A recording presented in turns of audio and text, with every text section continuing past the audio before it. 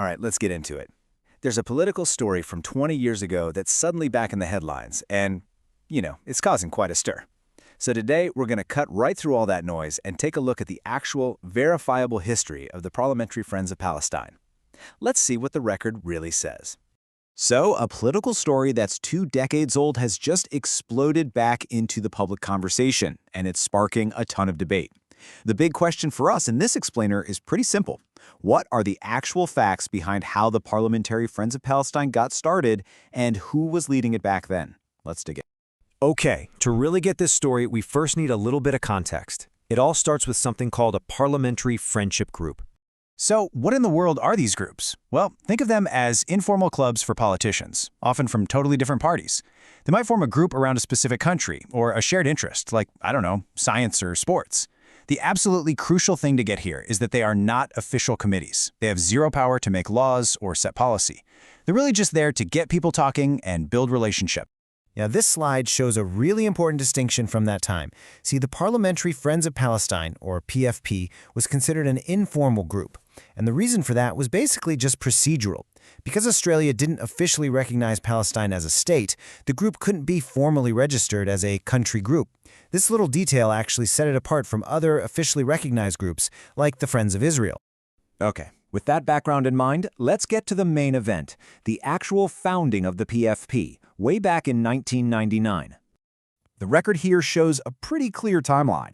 It really all kicked off with a joint trip in 1998. You had 2 MPs from opposite sides of the aisle, Labour's Anthony Albanese and the Liberals' Joe Hockey. And according to multiple sources, that trip is what inspired them to co-found the PFP the very next year.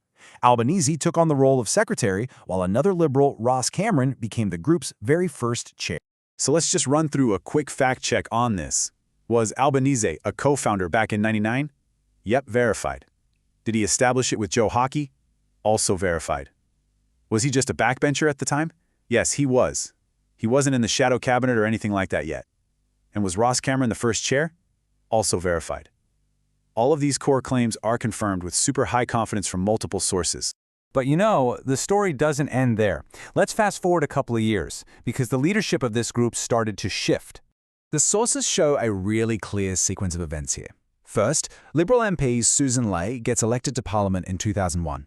As a new backbencher, she decides to join the PFP. Then, in mid-2003, the chair, Ross Cameron, steps down. Ley is then elected to replace him, and this is a key point, Labour MP Harry Quick becomes a deputy, which kept that bipartisan, cross-party spirit of the group alive. And check this out. We have a direct quote from Susan Ley herself from right after she became chair. She framed the whole purpose of the group as one of friendship, understanding, and trust, and said it was aimed at advancing viable sovereign statehood for Palestine. This is a huge piece of evidence because it shows exactly what the group's stated mission was at that time. Okay, so we've looked at the timeline, we've looked at the key people involved. Now let's talk about the verdict. It is so important to separate what the historical record actually establishes from all the interpretations that people often layer right on top of it. The facts, the actual evidence, show that this was a cross-party group founded by backbenchers with a stated goal of promoting dialogue and a two-state solution. Simple as that. Now, what do the facts not show? Well, they don't show anything more than that. Being a member of an informal group 2 decades ago doesn't automatically mean a politician holds those same views today, and the record shows absolutely no evidence of this group endorsing any extremist views. And that, right there, is the difference between fact and interpretation. And this brings us to a really crucial point. Why using precise language matters so much. Stating a verified fact, like Susan Ley became chair in 2003, is super low risk. It's just a fact. An interpretation, like saying they supported the Palestinian cause, well, that's medium risk, because that phrase can mean a lot of different things to different people. But then, making a claim like they led an anti-Israel bloc, that's high risk, because it's assigning a motive and an agenda that just isn't supported by the evidence. So we'll leave you with this question to think about. Now that you know the verifiable history, the context of these friendship groups, their informal status, and their stated bipartisan goals, how does that change the meaning of a political story from 20 years ago when you hear about it today?